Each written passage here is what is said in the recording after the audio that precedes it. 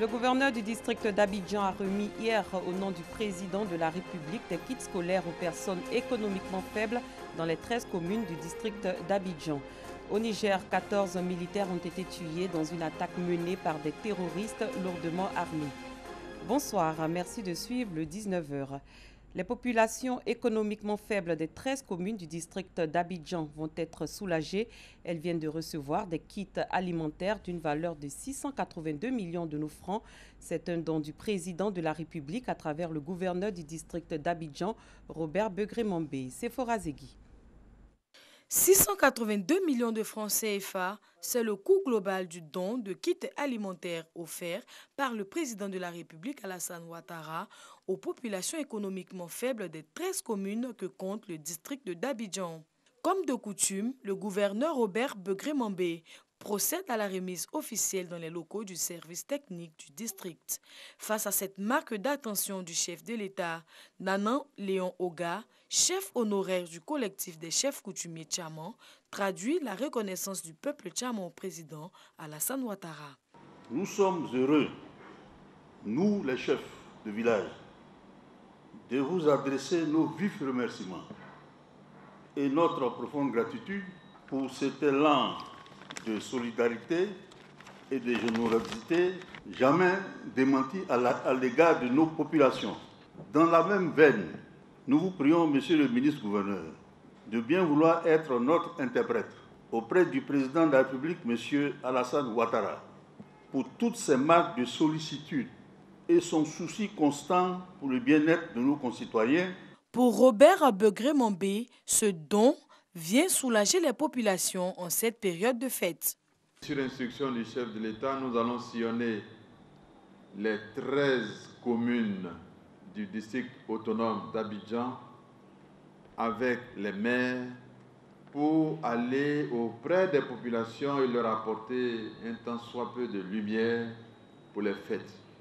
Ce don du président de la République est essentiellement composé de 267 tonnes de riz, 78 000 poulets, 99 300 litres d'huile, 148 800 boîtes de tomates concentrées, 4 tonnes de sel, 300 bouteilles de liqueur et de 160 bœufs. Nous restons dans cet élan de solidarité. Les localités de Béoumi et Marabadiassa ont désormais leur centre polyvalent. Ils ont été réalisés dans le cadre du Fonds national de solidarité à hauteur de 45 millions de francs CFA et font partie de la mise en œuvre du plan de réparation des préjudices communautaires suite aux différentes crises survenues en Côte d'Ivoire. Kader Sogodougou. Béoumi, 60 km à l'ouest de Boaké. Double cérémonie de remise d'infrastructures. Le plan de réparation des préjudices communautaires suite aux différentes crises que la Côte d'Ivoire a connues continue son chemin. Cette fois-ci, ce sont 75 millions de francs CFA issus du Fonds national de solidarité qui ont été injectés pour la réhabilitation du centre culturel de Béoumi et la construction du foyer polyvalent de Marabadiassa. Mesdames et messieurs, nous devons retenir qu'aucun développement n'est possible sans la cohésion. Aucun développement n'est possible sans paix durable. Aujourd'hui, quel que soit ce qui s'est passé, capitalisons les acquis de la longue cohabitation pacifique en tirant les leçons de ce qui n'aurait jamais dû arriver pour bâtir une communauté d'intérêts partagés. Chaque centre a reçu 200 chaises, un ordinateur, un projecteur et du matériel de sonorisation. Un geste salué par le ministre de la Communication et des Médias, cadre du terroir. Nos différences doivent nous amener vers un seul unique objectif, c'est la paix, le vivre ensemble, le dialogue, et cela a toujours été le cas ici à Béoumi.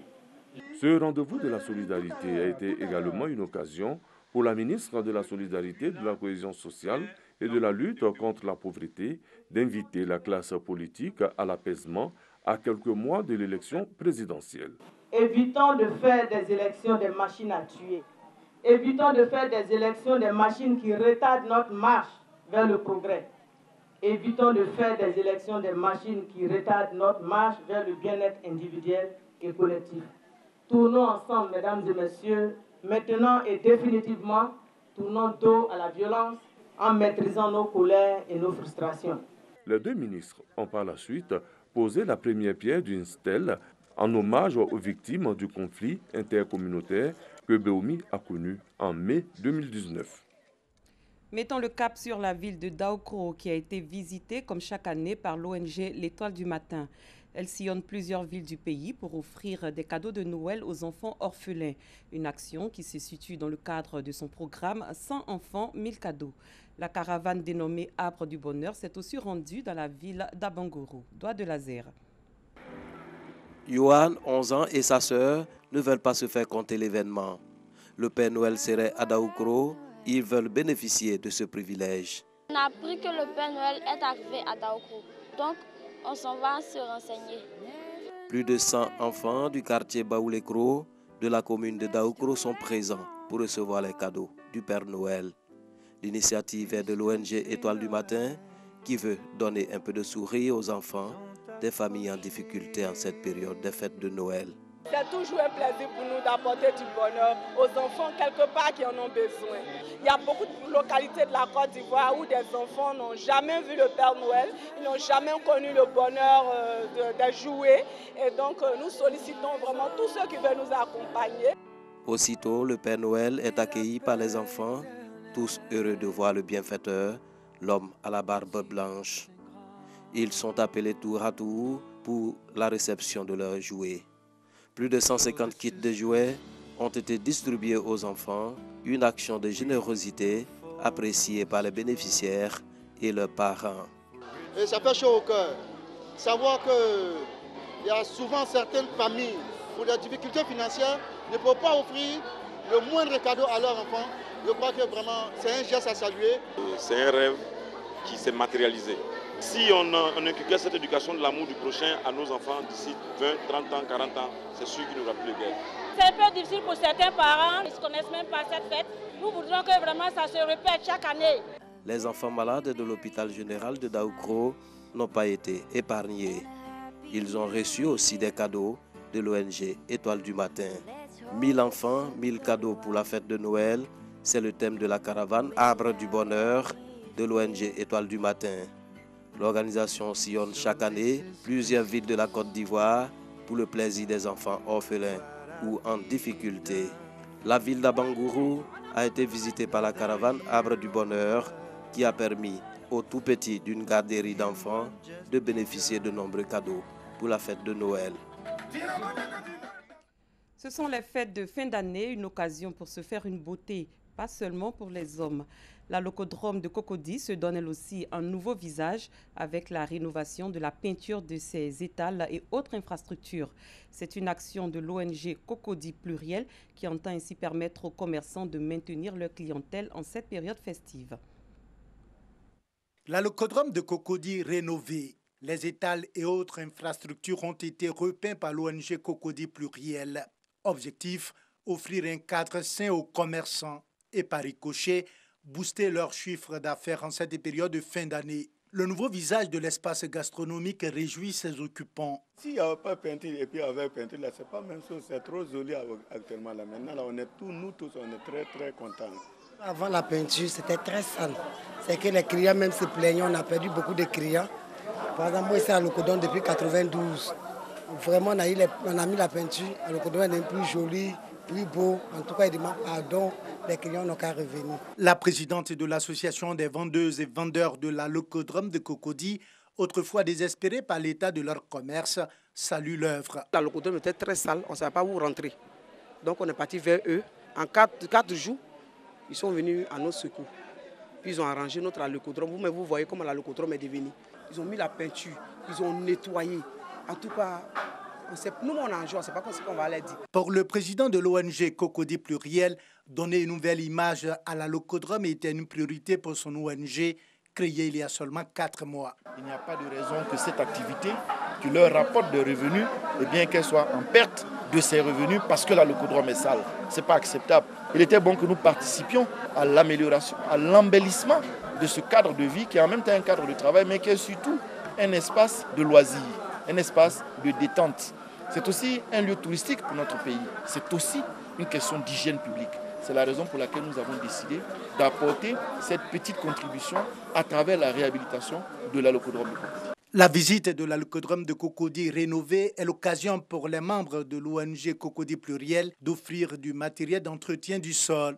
Objectif, permettre aux vendeurs de cet espace de faire le suivi des actions d'hygiène. Parlons cohésion, la Fédération pour la paix universelle section Côte d'Ivoire poursuit ses actions de promotion de paix et de cohésion. Elle a distingué récemment des personnalités de Port-Boué pour avoir participé à l'instauration d'un climat de paix et de stabilité dans leur commune. Stéphane Loboué, Salimatoudia. Des personnalités politiques et de la société civile dans la commune de Port-Boué élevées au rang d'ambassadeurs de paix pour leurs actions de cohésion sociale. Parmi elles, le premier magistrat de cette commune est Mouaka Sylvestre. Nous avons fait de la cohésion sociale notre premier chantier ici dans nos actions. Il s'agit de faire en sorte que nous puissions nous parler. Parce que c'est de là que commence tout, le dialogue. Il faut que nous apprenions à nous parler les uns les autres, à échanger sur certains projets, à faire en sorte que notre quotidien soit élaboré sur la culture de l'amour, qui fait qu'on s'accepte les uns les autres, qui fait qu'on se pratique les uns les autres, qui fait qu'on s'aime les uns les autres. Je pense que c'est à ce prix-là qu'on pourra aborder et vraiment décresper l'atmosphère politique qui est si tendue. Ces distinctions en qualité d'ambassadeur de paix, initiées par la Fédération pour la paix universelle, visent à promouvoir un climat de stabilité. Dans l'homme, il y a la pensée, il y a la parole, il y a l'action. Et parmi les trois éléments les plus importants, c'est la parole. Les mauvaises paroles produisent les mauvais effets. Donc, faisons en sorte que nous puissions vraiment nous aimer. La Fédération pour la paix universelle existe dans 192 pays dans le monde. Depuis novembre 2019, elle compte plus de 4000 ambassadeurs de paix. L'égalité du genre était récemment au cœur d'un sommet de la jeunesse ivoirienne. C'est une initiative de l'Association des plateformes d'entrepreneurs étudiants de Côte d'Ivoire en collaboration avec l'Alliance africaine des jeunes pour la réalisation de l'agenda 2030 en Afrique. Cette rencontre vise à encourager les jeunes filles au travail afin d'équilibrer le genre en Côte d'Ivoire. Chris Diomondé, Aboussanougou. Selon l'Union européenne, le taux d'alphabétisation des jeunes filles est faible, soit 47% contre 63% chez les jeunes gens. 8 femmes chefs de village sur les 267, soit 3% en 2018 contre une seule femme en 2012. De plus, le moyen de revenu de la femme selon une étude de l'Observatoire mondial est de 45%, donc inférieur à celui de l'homme. Face à cette inégalité entre les genres enregistrée dans les différents secteurs d'activité, l'Association des plateformes d'entrepreneurs étudiants de Côte d'Ivoire se donne pour mission de promouvoir l'égalité entre les deux sexes. Nous avons pris la décision d'initier ce sommet-là afin de motiver nos jeunes sœurs qui sont des étudiantes à prendre des initiatives et à être des leaders pour nous inspirer d'autres jeunes filles à suivre leur exemple. Plusieurs initiatives des droits des femmes et l'égalité du genre sont inscrites au cœur des priorités du gouvernement ivoirien. Nous voyons dans les administrations, les 30% sont respectés, surtout à la Caisse nationale de prévoyance sociale. Là-bas, c'est plus que respecté, plus qu'il y a plus de femmes que les hommes. Dans les institutions, à l'Assemblée nationale comme dans les autres institutions du pays, les femmes sont fortement représentées. Aujourd'hui, nous avons un accroissement véritable du taux de nomination des femmes dans les instances internationales et nationales surtout. Dans sa politique de lutte contre l'inégalité du genre, l'Association des plateformes d'entrepreneurs étudiants de Côte d'Ivoire entend mener plusieurs actions dans le district d'Abidjan et à l'intérieur du pays. Objectif, exhorter la gente féminine au travail et tenter d'obtenir un équilibre entre les genres en Côte d'Ivoire. Ailleurs, 14 militaires ont perdu la vie dans une attaque au Niger. Des agents de la commission électorale indépendante rentraient d'une opération d'enrôlement auprès de villages reculés en vue des élections présidentielles et législatives de l'année prochaine. Mais sur son chemin, l'escorte qui encadre cette équipe est tombée sur une embuscade tendue par des terroristes lourdement armés. On compte plusieurs victimes, parmi lesquelles 7 gendarmes et 7 gardes nationaux. De nombreux assaillants auraient été tués. Cette nouvelle attaque intervient quelques jours seulement après que le président nigérien a plaidé pour plus de Barkhane dans le Sahel pour faire face à des groupes terroristes mieux équipés.